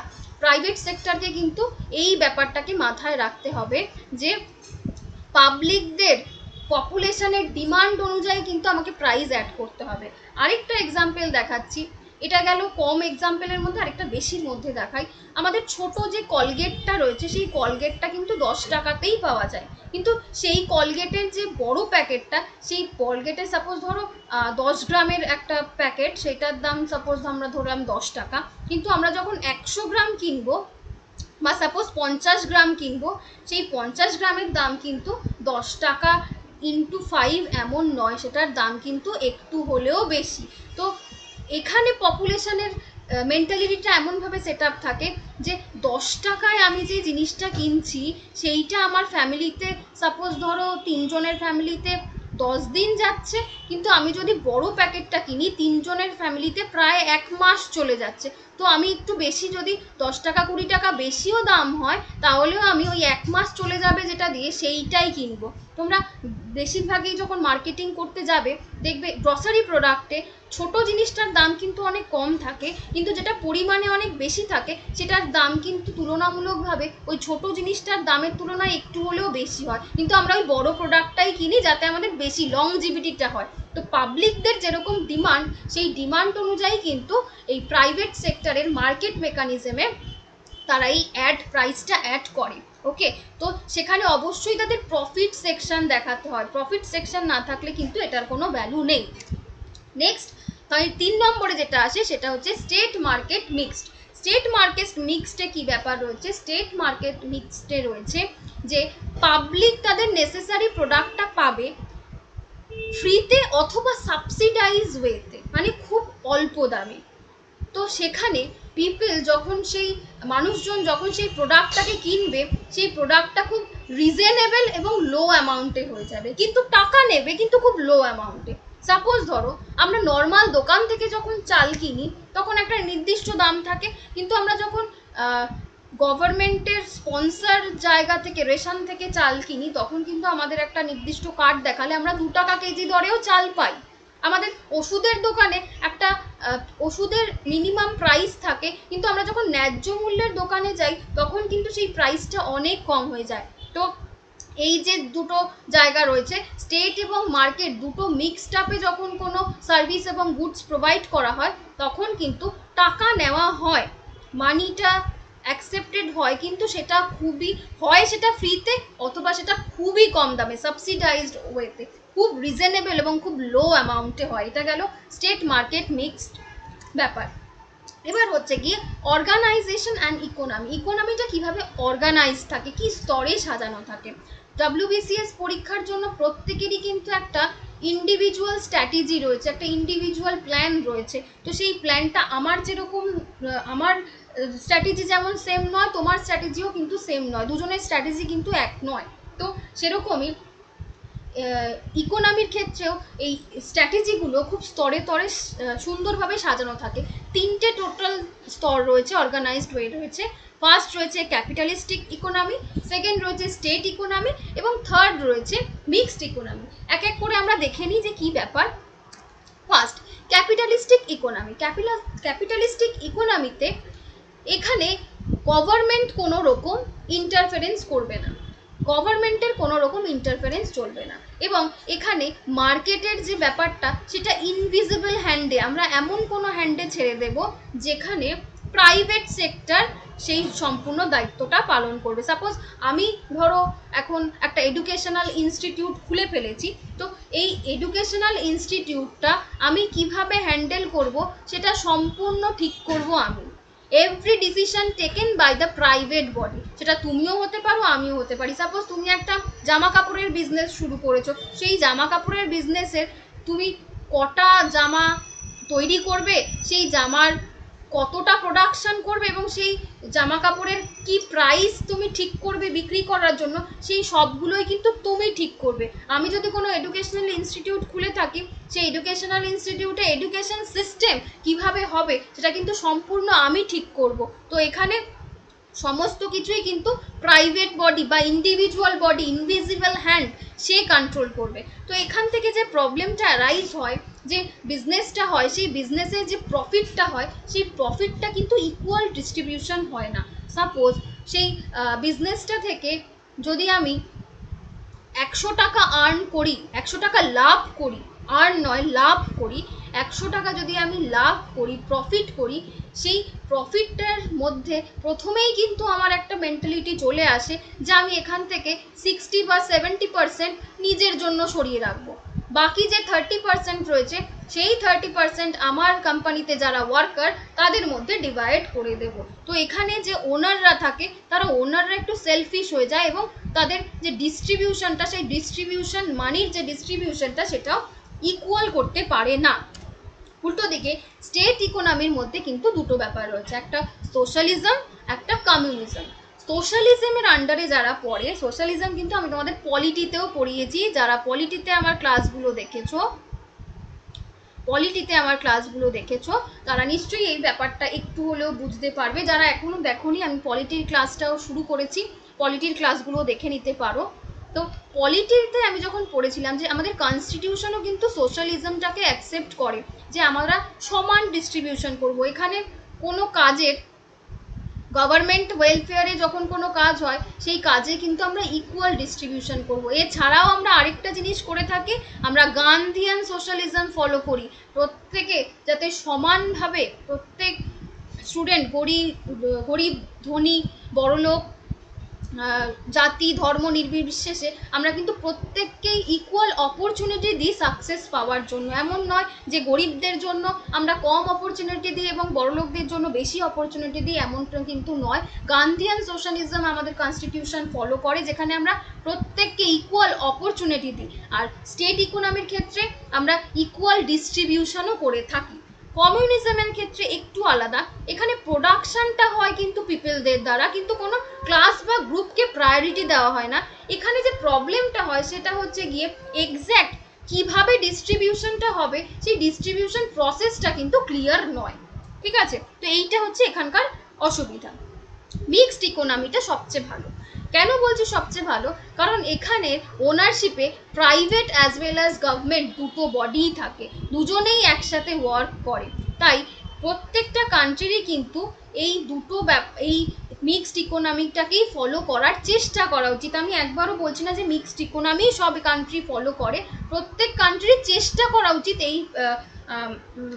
এই ইকোনমিটা ফলো করা। কারণ এখানে গভর্নমেন্ট যেমন কিছু ফ্রিও দেবে, সেরকম প্রাইভেট বডি কিছু প্রাইজের ব্যাপারও রাখবে, যাতে দুটো মিক্স আপে খুব ভালো একটা ফেসিলিটি প্রত্যেকটা কান্ট্রি পপুলেশন গেইন করতে পারে। ওকে, নেক্সট আমাদের স্টেটের কি রোল রয়েছে ইকোনমির জন্য। Role of the state in economy, তিনটে পসিবল রোল রয়েছে। কি কি পসিবল রোল? নাম্বার 1, স্টেটকে অ্যাজ আ রেগুলেটর বা নিয়ন্ত্রক হিসাবে থাকতে হয়। সেখানে গভর্নমেন্ট যে কাজগুলো করবে সেই কাজের মধ্যে ইকোনমিক যে ডিসিশনগুলো থাকবে, সেই ইকোনমিক ডিসিশনগুলো কোনো পলিসি যদি সে ইমপ্লিমেন্ট করে, সেই পলিসিটাকে সে কী করে কন্ট্রোল করবে এবং পলিসিটাকে ব্রেক করলে কী কী পানিশমেন্ট হতে পারে, সেই সমস্ত ডিসিশনটাই কিন্তু নেবে গভর্নমেন্ট। ওকে, উল্টো দিকে আরও দুটো পলিসি, আরও দুটো রোল কিন্তু স্টেটের থেকে যায়। কি কি? As a producer or a supplier of private goods and service, government যে কাজই করুক না কেন, গভর্নমেন্টকে কিন্তু তার স্টেটের ইকোনমিটাকে বজায় রাখার জন্য প্রফিটের মুখ দেখাতেই হবে, না হলে কিন্তু সেই স্টেটের ইকোনমিক কন্ডিশন খুব লো হয়ে যাবে। তো কোথাও গিয়ে মার্কেট মেকানিজম স্টাডি করতে হবে এবং সেই স্টাডি করে সেই মেকানিজমের যে ডিমান্ডটা, সেই ডিমান্ডটাকে সাপ্লাই করতে হবে এবং অ্যাট লাস্ট প্রফিট আসতে হবে, না হলে কিন্তু সেই স্টেট খুবই দরিদ্র হয়ে পড়বে। সেই স্টেট তার ইকোনমিক কন্ডিশনটাকে বজায় রাখার জন্য যে প্রাইভেট সেক্টরের হাতে কিছু গুডস অ্যান্ড সার্ভিসের দায়িত্ব তাকে দিতেই হবে। উল্টো দিকে একইভাবে তাকে প্রডিউসার হিসাবে পাবলিক গুডস এবং সোশ্যাল গুডসকেও কিন্তু সাপ্লাই করতে হবে এবং প্রডিউস করতে হবে। এই সার্ভিসটা কিন্তু ফ্রি হবে। যেমন ধরো education, health service, drinking water, এই ব্যাপারগুলোকে ফ্রি করতেই হবে। কারণ সব যদি প্রাইভেট সেক্টরের হাতে দিয়ে দেয়, এডুকেশন এরকম অনেক জায়গার লোকজনই রয়েছে, যদি ফ্রি এডুকেশন না থাকে বাচ্চারা স্কুলে পড়াশোনাই করতে পারবে না। কারণ অনেকেই এরকম রয়েছে যাদের খাওয়ার টাকা নেই, তারা স্কুলে কি করে পড়াশোনা করবে। যাদের এত দরিদ্র লোকজন যে তারা দিন আনে দিন খায়, তারা যদি অসুস্থ হয়ে পড়ে, যদি এই হেলথ সার্ভিসটা সরকারি হাসপাতাল না থাকে, তাহলে হয়তো অনেক মানুষ না বিনা চিকিৎসায় মারা যাবে। পানীয় জলের ব্যবস্থা যদি সরকারি তরফে একটা ফ্রি ব্যবস্থা না হয়, সবার ক্ষেত্রে কিন্তু সেই জায়গাটা নেই যে সবাই অ্যাকোয়াগার্ড লাগিয়ে সেই পিওরিটি ওয়াটারটা খেতে পারবে। তো এই সার্ভিসগুলো যদি গভর্নমেন্ট ফ্রি প্রোভাইড না করে, তাহলেও কিন্তু যে পপুলেশনের যে ইকোনমিটা, সেটাও অনেকটাভাবে ক্ষতিগ্রস্ত হয়ে পড়বে। তো একদিকে গভর্নমেন্টকে যেমন প্রাইভেট গুডসও দিয়ে প্রফিটের মুখ দেখাতে হবে স্টেটকে, অন্যদিকে কিন্তু ফ্রি সার্ভিস দিয়েও যে পপুলেশনটা রয়েছে, সেই পপুলেশনের মধ্যে যে ইলাস্টিসিটি, এই ব্যাপারটাকেও মেনটেন করতে হবে। ওকে, তো এখান থেকে তিনটে প্রবলেম অ্যারাইজ হতে পারে। পলিটিক্যাল প্রবলেম কি কি? আমাদের পলিটিক্যাল এফিসিয়েন্সি রাখতে হবে, মানে যে প্রাইভেট চুজ করতে চায় তাকে প্রাইভেটই দিতে হবে। প্রাইভেট এবং গভর্নমেন্ট দুটো সুবিধাই তার জন্য অ্যাভেল রাখতে হবে এবং দেখতে হবে যারা সত্যিকারে দরিদ্র, যারা সত্যিকারে মানে সরকারি হাসপাতালে ফ্রি সার্ভিস বা সরকারি স্কুলে ফ্রি সার্ভিস পাওয়ার যোগ্য, সেই সোশ্যাল জাস্টিসটা যেন অবশ্যই হয়। এমন নয় যে তার ক্ষমতা আছে কিন্তু সে তাও 2 টাকার চাল চাইছে। তো এই ব্যাপারটা জন্য একটা সোশ্যাল জাস্টিস অবশ্যই হওয়া উচিত এবং ইন্ডিভিজুয়াল লিবার্টি থাকাই উচিত। অনেকেরই হতে পারে যে খুব গরিব দরিদ্র পরিবারের লোকজন, কিন্তু তাদের মনে হচ্ছে যে আমার ছেলে মেয়ে, সে কিন্তু প্রাইভেট সেক্টরে, তাকে আমি টাকা দিয়ে পড়াবো, তাকে আমি বড় জায়গায় পড়াবো, ঠিক আছে। তো সেখানে তার ইন্ডিভিজুয়াল লিবার্টি যেন থাকে, যে জোর করে তুমি গরিব বলে তোমাকে জোর করে গভর্নমেন্টেই ঢুকতে হবে এমন নয়। সে যদি চায় তার ছেলে মেয়েকে বা তার ফ্যামিলিকে প্রাইভেট গুডসের হাতে, প্রাইভেট সার্ভিসের হাতে ছাড়তেই পারে, যদি সে মন থেকে সেটা চায়, সে যদি সেটা অ্যাফোর্ড করতে এলিজিবল হয়, তবে সেটা তার ইন্ডিভিজুয়াল লিবার্টি থাকবে, ঠিক আছে। নেক্সট, কি কি সেক্টর রয়েছে ইকোনমির? কি কি সেক্টর রয়েছে ইকোনমির? টোটাল 3টে সেক্টর রয়েছে। প্রথম সেক্টর হচ্ছে কি প্রাইমারি সেক্টর বা এগ্রিকালচার সেক্টর। প্রাইমারি সেক্টর কি জিনিস? ন্যাচারাল রিসোর্সের ওপর ডিপেন্ড করে যে ইকোনমিক অ্যাক্টিভিটিগুলো করা হয়, সেই অ্যাক্টিভিটিগুলোকে আমরা বলবো প্রাইমারি সেক্টরের আন্ডারে। যেমন ধরো এগ্রিকালচার বা ফরেস্ট, ফিশিং, এগুলোকে যারা জীবিকা হিসাবে নেয়, তারা হচ্ছে গিয়ে প্রাইভেট সেক্টরের আন্ডারে পড়বে। এবং এই প্রাইভেট সেক্টরটা বেশিরভাগই যেহেতু এগ্রিকালচার বা কৃষিকাজের ওপর ভিত্তি করে রয়েছে, তাই এটাকে আমরা এগ্রিকালচার সেক্টরও বলতে পারি। নেক্সট হচ্ছে সেকেন্ডারি সেক্টর। প্রাইমারি সেক্টরের ওপর ভিত্তি করে, প্রাইমারি সেক্টরের যে র মেটেরিয়াল, সেটার ওপর ভিত্তি করে যখন কোনো সেক্টর প্রডিউস করে তার গুডস অ্যান্ড সার্ভিস, তখন তাকে আমরা বলবো সেকেন্ডারি সেক্টর। সাপোজ ধরো এগ্রিকালচার সেক্টর থেকে আমাদের গম উৎপন্ন হয়, সেই গম উৎপন্ন বা আটা উৎপন্ন হয়, সেইগুলোকে কাজে লাগিয়ে যখন আমাদের পাউরুটি ইন্ডাস্ট্রি তৈরি হয়, সেই পাউরুটি কারখানা এই গমটাকে র মেটেরিয়াল হিসাবে নিয়ে, র মেটেরিয়াল হিসাবে অ্যাকসেপ্ট করে পাউরুটির ইন্ডাস্ট্রি তৈরি করছে, সেটা কিন্তু আমাদের সেকেন্ডারি সেক্টরের মধ্যে পড়বে। এটাকে আমরা ম্যানুফ্যাকচারিং সেক্টরও বলতে পারি অথবা ইন্ডাস্ট্রিয়াল সেক্টরও বলতে পারি। থার্ড হচ্ছে কি আমাদের টার্সিয়ারি সেক্টর। টার্সিয়ারি সেক্টর কি? যেখানে ইকোনমিক অ্যাক্টিভিটিগুলো ডিপেন্ড করে ডিফারেন্ট সার্ভিস এবং তার প্রডিউসের ওপর। যেমন ধরো এডুকেশন যারা প্রোভাইড করে, ব্যাংকিংয়ের ব্যবস্থা যারা প্রোভাইড করে, ইন্স্যুরেন্স, ট্রান্সপোর্ট, ট্যুরিজম, এগুলো যারা প্রোভাইড করে তাদেরকে আমরা বলবো টার্সিয়ারি সেক্টর বা সার্ভিস সেক্টর। আমরা কিন্তু যারা পড়াশোনা মানে যারা কলেজে পড়াই, সাপোজ ধরো আমি, বা যারা ব্যাংকে চাকরি করে, যারা ইন্স্যুরেন্স কোম্পানিতে চাকরি করে, ট্রান্সপোর্টে চাকরি করে, তারা কিন্তু সবাই টার্সিয়ারি সেক্টরের আন্ডারে পড়ে, তাদেরকে আমরা সার্ভিস সেক্টরের মধ্যেও ধরতে পারি। এবার হচ্ছে গিয়ে আমাদের ইকোনমিক্সের কি কি টাইপ রয়েছে, কি কি ইকোনমিক আমরা দেখতে পাই। Number 1, agrarian economy. যখন প্রাইমারি সেক্টর থেকে 50% বা তার বেশি আমাদের টোটাল আউটপুট হিসাবে আমাদের ইকোনমিতে অ্যাড হচ্ছে, তখন আমরা তাকে এগারিয়ান ইকোনমি বলবো। সাপোজ যখন ইন্ডিপেন্ডেন্সের টাইম ছিল, ইন্ডিপেন্ডেন্সের টাইমে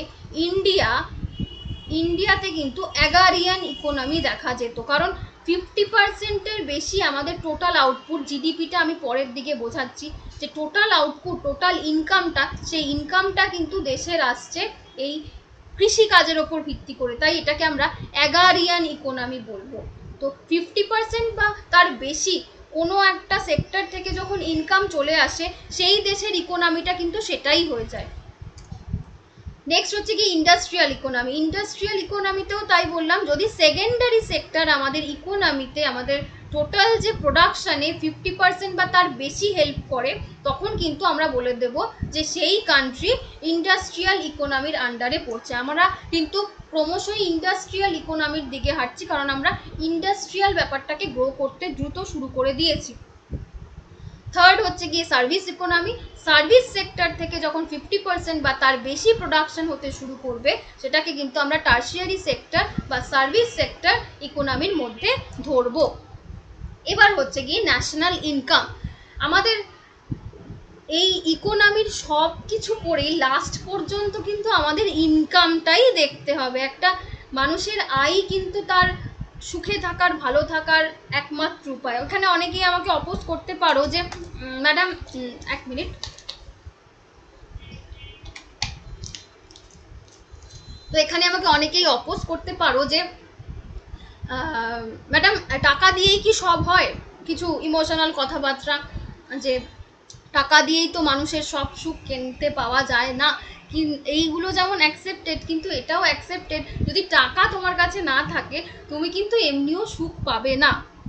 তো ইনকাম লেভেলটাই হচ্ছে গিয়ে সব থেকে কমন ইউজড টুল ডিটারমাইন করার জন্য একটা নেশনের হ্যাপিনেস এবং সেই সিটিজেনদের হ্যাপিনেস।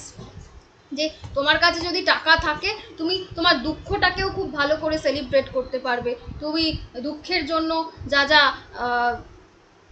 নেশা, ভান, এক্সেট্রা জিনিসপত্র, সেগুলো কেনার জন্য কিন্তু তোমার কাছে টাকা থাকতে হবে। তো দুঃখটাকেও সেইভাবে সেলিব্রেট করার জন্য কিন্তু তোমার টাকার প্রয়োজন, এবং টাকা থাকলে তো হ্যাপিনেস অবশ্যই আসে।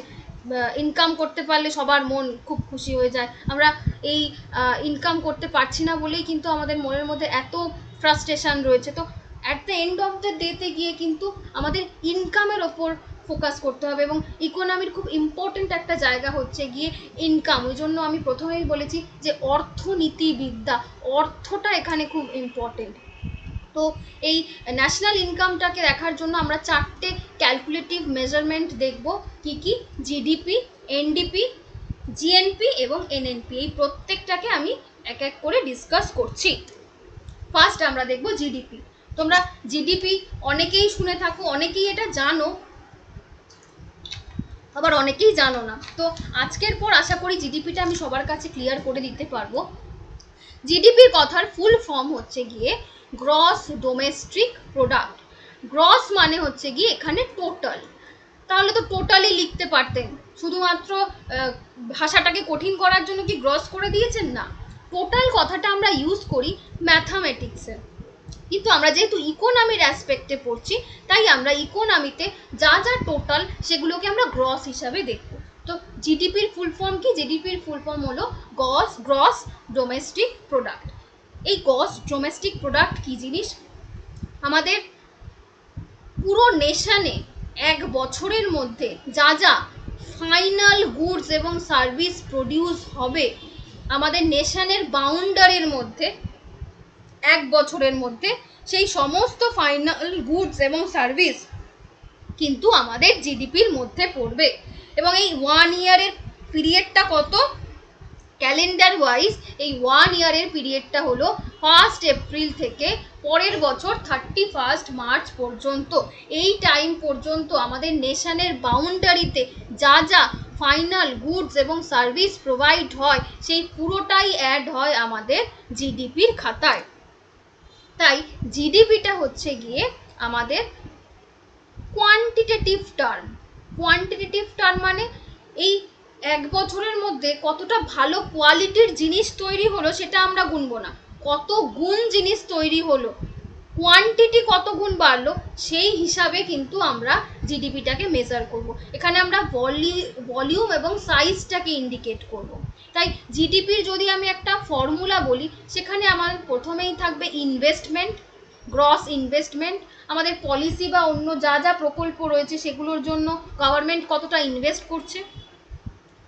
প্রাইভেট কনজামশন কতটা হচ্ছে, গভর্নমেন্ট স্পেন্ড করছে কতটা ফ্রি সার্ভিসের জন্য, এবং ট্রেড ব্যালেন্স কত থাকছে। ট্রেড ব্যালেন্স মানে হচ্ছে গিয়ে আমদানি এবং রপ্তানি এই দুটোর ফলে অ্যাকচুয়াল যে আমাদের লাভটা থেকে যায় সেই লাভটাকে আমরা বলবো ট্রেড ব্যালেন্স। তো জিডিপির ফর্মুলা কি? ICGTB। এই ফর্মুলাটা মনে রাখলেই হবে।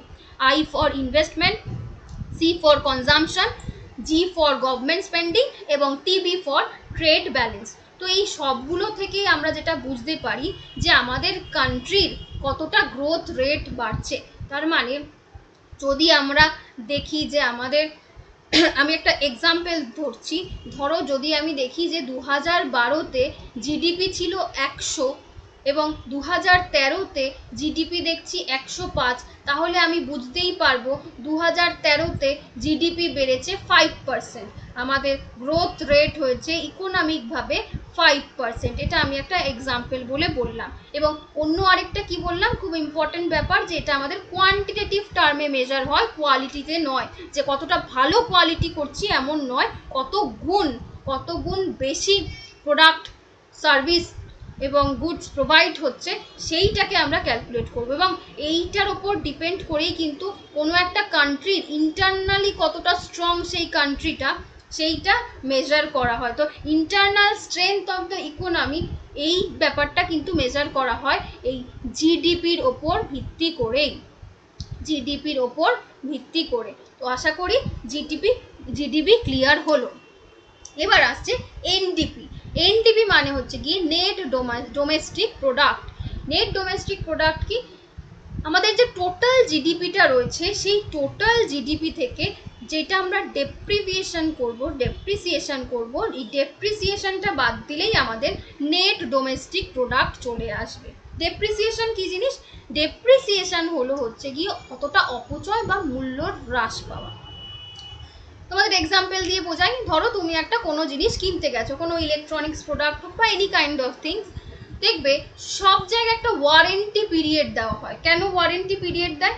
যে এই টাইমের মধ্যে যদি কিছু প্রবলেম হয় তবে সেটাকে রিপ্লেস করে দেওয়া যাবে, রিপ্লেস বা সেটাকে যে সার্ভিসটা রয়েছে সেই সার্ভিসটাকে ফ্রি সার্ভিস সারিয়ে দেওয়ার জন্য ফ্রি সার্ভিস দেওয়া হবে। রিপ্লেস হয়তো কোনো ক্ষেত্রে করে না, কিন্তু কোনো প্রোডাক্টের ওয়ারেন্টি মানে সেইটাকে আবার সারিয়ে দেওয়ার ব্যাপারটা থেকে যায়। তো আমরা এক বছরে আমরা যদি 1 ইয়ার ধরি, এই 1 ইয়ারের মধ্যে এই ওয়ারেন্টি পিরিয়ডের মধ্যে অনেক জিনিসই খারাপ হয়ে যায়। তো ফাইনাল গুডসের থেকেও কিন্তু অনেকগুলো জিনিস থাকে যেগুলোর দাম কমে যায়। সাপোজ ধরো ফোন, একটা ফোন এখন তুমি যেই দামে কিনছো, বা আমরা যখন প্রথম এলসিডি টিভি কিনি বা এলইডি টিভিটা দেখি, তার এলইডি টিভিটার দাম কিন্তু প্রথম যখন লঞ্চ হয়েছিল প্রচুর দাম হয়েছিল, কিন্তু এখন যত দিন যাচ্ছে সেই দামটা কিন্তু ডিক্রিজ করছে, এফোর্ডেবল দামে আমাদের চলে আসছে। তো এই যে দামটা কমলো তার মানে সেই জিনিসের মূল্যটা হ্রাস পেলো, ডেপ্রিসিয়েশন হলো। তো এই ব্যাপারটাকেই আমরা এনডিপি বলবো, নেট ডোমেস্টিক প্রোডাক্ট। তার মানে টোটাল যে জিডিপিটা আমার বেরোলো, সেই টোটাল জিডিপি থেকে আমাদের ডেপ্রিসিয়েশন, 1 ইয়ারে কতটা ডেপ্রিসিয়েশন হলো, সেই ডেপ্রিসিয়েশনের হারটা বাদ দিলেই আমরা পেয়ে যাব এনডিপি। একটা ব্যাপার সবসময় মনে রাখবে যে জিডিপির থেকে এনডিপি কিন্তু সব সময় কম থাকবে।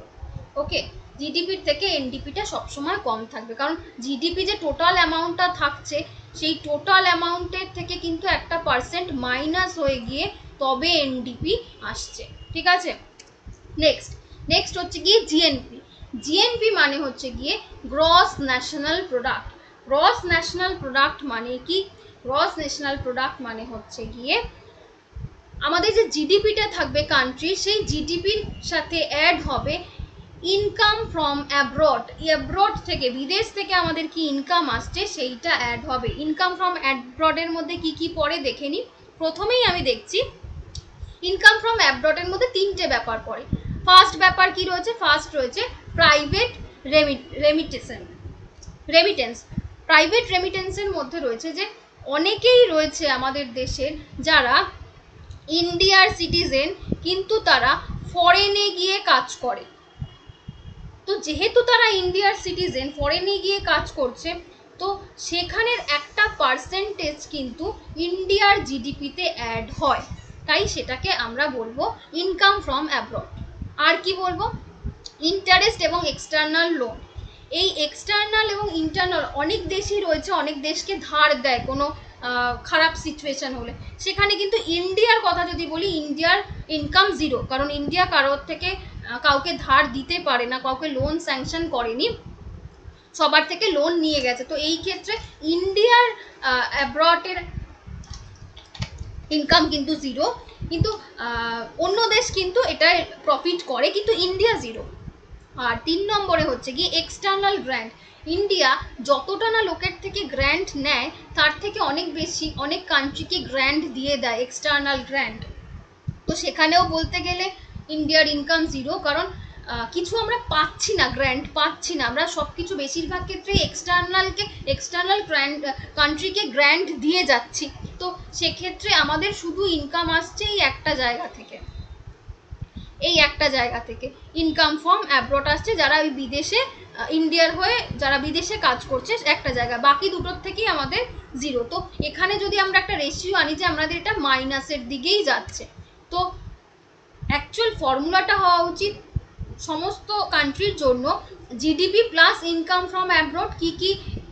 ইনকাম ফ্রম অ্যাব্রডের মধ্যে কি অ্যাড হবে একটু আগেই বললাম, যদি কেউ বিদেশে চাকরি করে, নেক্সট যদি কোনো লোন দেয় সেই কান্ট্রি, আর থার্ড হচ্ছে গিয়ে কোনো এক্সটার্নাল কাউকে যদি কোনো গ্র্যান্ট পায়, সে এক্সটার্নাল গ্র্যান্ট করে না, যদি সে কোনো গ্র্যান্ট পায়, তবে এই সমস্ত ইনকাম তার এই অ্যাব্রডের ইনকামের মধ্যে অ্যাড হয়। কিন্তু ইন্ডিয়ার ক্ষেত্রে একটু আগেই বললাম, ইন্ডিয়ার ক্ষেত্রে এই ইনকাম ফ্রম অ্যাব্রডটা কিন্তু লসে চলে, তাই এটাকে আমরা মাইনাস করে দেব, মানে GDP minus income from abroad. ঠিক আছে, নেক্সট এখানে আমি তোমাদের একটা চার্ট দেখিয়েছি, যেই চার্টটা খুব ইম্পর্টেন্ট একটা চার্ট, তাই এটা একটু ধৈর্য ধরে মন দিয়ে বোঝো। ফরেন কোম্পানি যখন প্রডিউস হবে ইন্ডিয়ায়, ফরেন কোম্পানি সাপোজ ধরো অ্যাপেল, এই অ্যাপেলটা তো ইন্ডিয়ান কোম্পানি নয়, অ্যাপেলটা ফরেন কোম্পানি, কিন্তু অ্যাপেলের ব্রাঞ্চ ইন্ডিয়ায় রয়েছে, অ্যাপেলের যে প্রোডাকশন সেটা ইন্ডিয়ায় হচ্ছে। তাই ইন্ডিয়ায় যখন কোনো গুডস এবং সার্ভিসের প্রোডাকশন হচ্ছে, সেইটা কিন্তু ইন্ডিয়ার জিডিপিতে অ্যাড হবে, কিন্তু জিএনপিতে হবে না, ন্যাশনাল প্রোডাক্টে কিন্তু অ্যাড হবে না। ন্যাশনাল প্রোডাক্টে কাদের অ্যাড হবে? সেই ফরেনেরই অ্যাড হবে। ওকে, ইন্ডিয়ান কোম্পানি যদি প্রডিউসিং হয় ফরেনে, সাপোজ ধরো আমাদের ইন্ডিয়ার এসবিআই এর ব্রাঞ্চ অনেক ফরেনে রয়েছে, সেই ফরেনে সেই সার্ভিসটা প্রডিউস হচ্ছে, মানে জিডিপি কিন্তু চলে যাবে সেই ফরেনের, কিন্তু জিএনপি চলে আসবে আমাদের ইন্ডিয়ার। সেরম একইভাবে কোনো ফরেন এমপ্লয়ি যদি ইন্ডিয়ায় কাজ করে, তবে সেই কাজের ফলে যে গ্রোথটা হলো, সেই গ্রোথ অনুযায়ী জিডিপিটা নিয়ে নেবে ইন্ডিয়া, কিন্তু জিএনপি ইন্ডিয়া পাবে না। জিএনপি পাবে যে সেই ফরেন যেই এমপ্লয়ি, সেই ফরেনের এমপ্লয়ি, সেই কান্ট্রি সেই জিএনপিটা পাবে, কিন্তু জিডিপি পাবে হচ্ছে গিয়ে ইন্ডিয়া। উল্টো দিকে একইভাবে ইন্ডিয়ার কোনো এমপ্লয়ি যদি ফরেনে কাজ করে তাহলে ইন্ডিয়া পাবে জিএনপিটা, একটু আগেই বললাম ইনকাম ফ্রম অ্যাব্রড, যেটা জিএনপিটা পাবে হচ্ছে গিয়ে ইন্ডিয়া, কিন্তু জিডিপি ইন্ডিয়া পাবে না, জিডিপি পাবে সেই ফরেন কান্ট্রি। ওকে, তো এই জায়গাটা আরেকবার একটু রিপিট করি। জিডিপি মানে হচ্ছে গিয়ে ফাইনাল গুডস এবং সার্ভিস, যেটা আমাদের নেশনের বাউন্ডারির মধ্যে প্রোডাকশন হচ্ছে। তো ফরেন কোম্পানি যদি ইন্ডিয়াতে প্রোডাকশন করে তাহলে সেই জিডিপিটা ইন্ডিয়া নিয়ে নেবে, জিএনপিটা ইন্ডিয়া নেবে না, ফরেন জিএনপিটা নেবে। ইন্ডিয়ান কোম্পানি যদি ফরেনে প্রোডাকশন করে তাহলে জিডিপি ইন্ডিয়া পাবে না, জিএনপি ইন্ডিয়া পাবে, কারণ অ্যাব্রড ইনকাম ফ্রম অ্যাব্রড এই সেন্সে জিএনপিটা ইন্ডিয়া পেয়ে যাবে, জিডিপি পাবে ফরেন এমপ্লয়ি যদি ইন্ডিয়ায় কাজ করে তার কাজের ফলে যে প্রোডাকশন ইন্ডিয়ায় হচ্ছে সেই প্রোডাকশনটা অ্যাড হবে ইন্ডিয়ার জিডিপিতে, কিন্তু জিএনপি পাবে হচ্ছে ফরেন কান্ট্রি। এবং একইভাবে ইন্ডিয়ার এমপ্লয় যদি ফরেনে কাজ করে জিডিপিটা অ্যাড হবে ফরেনে, কিন্তু জিএনপিটা অ্যাড হবে আমাদের ইন্ডিয়াতে। ওকে, তো আশা করি এই ব্যাপারটা আর কারো গোলাবে না। আজকের লাস্ট টপিক হচ্ছে গিয়ে এনএনপি। এনএনপি মানে হচ্ছে গিয়ে net national product. Net national product হচ্ছে গিয়ে জিএনপি থেকেও যে ব্যাপারটা ডেপ্রিসিয়েশন হচ্ছে সেই ব্যাপারটাকে মাইনাস করলে আমরা পেয়ে যাই নেট ন্যাশনাল প্রোডাক্ট। ওকে, কারণ হতেই পারে যে একজন মানুষ, একজন ইন্ডিয়ান যে ফরেনে কাজ করতো, সেই ফরেনে কাজ করতে করতে সে মারা গেছেন, এক্সপায়ার হয়ে গেছেন, তো সেইখান থেকে তার ইনকামটা জিরো হয়ে যাচ্ছে। তো এমন হতেই পারে যে এক বছর অনুযায়ী অনেক ইন্ডিয়ানদের দেখা গেল যে তাদের রেটটা অনেক কমে গেছে, তো সেখানে কিন্তু আমরা এই ডেপ্রিসিয়েশন ব্যাপারটাকে রাখবো।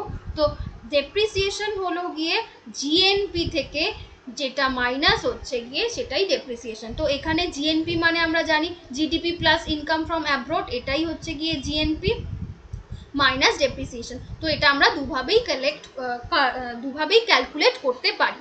তো এই অবধি হলো আমাদের আজকের সম্পূর্ণ ক্লাসের ফার্স্ট চ্যাপ্টারের অ্যানালাইসিস। তোমরা অবশ্যই আমাকে জানাও যে তোমরা বুঝতে পেরেছো কিনা। বুঝতে পারলে অবশ্যই কমেন্ট সেকশনে কমেন্ট করো, এবং তোমরা আমার চ্যানেলে যুক্ত হয়ে যেতে পারো। চ্যানেলের নাম WBCS with Mo madam. Next দিন আমরা চ্যাপ্টার 2 পড়বো, গ্রোথ, ডেভেলপমেন্ট অ্যান্ড হ্যাপিনেস। ততক্ষণের জন্য সবাই ভালো থাকো, সুস্থ থাকো এবং পড়াশোনা করতে থাকো। Thank you.